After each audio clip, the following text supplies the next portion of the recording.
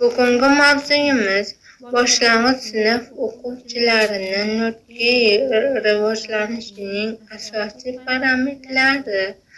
Reja. Birinchisi, nutqiy rivojlanishning ta'rif va ahamiyati.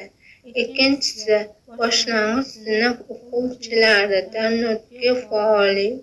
nutqiy ko'nikmalarni rivojlantirish.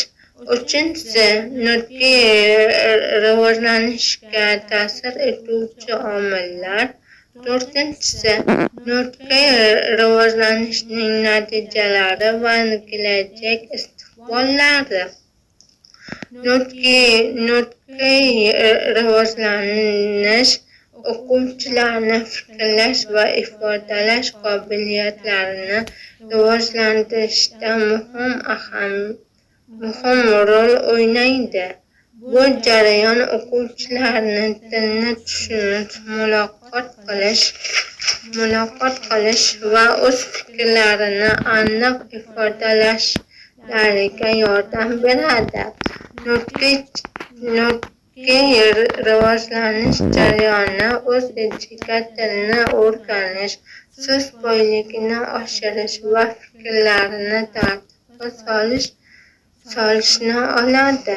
Nutqiy rivojlanish bolalarda o'z fikrlarini aniq va ravshan ifodalash imkonini beradi.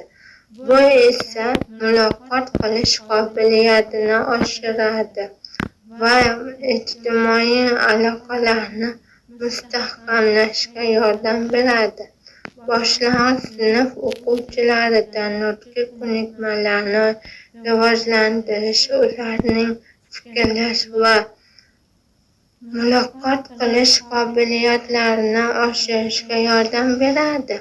O'quvchilarning nutqiy ko'nikmalarini rivojlantirishda o'yinlar, muloqot va ijodiy faoliyatlar muhim rol o'ynaydi.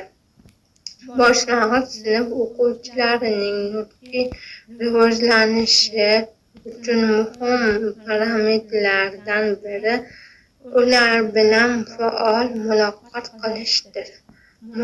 Boshlang'ich sinf o'quvchilarining nutqiy rivojlanishiga bir qancha omillar ta'sir qiladi.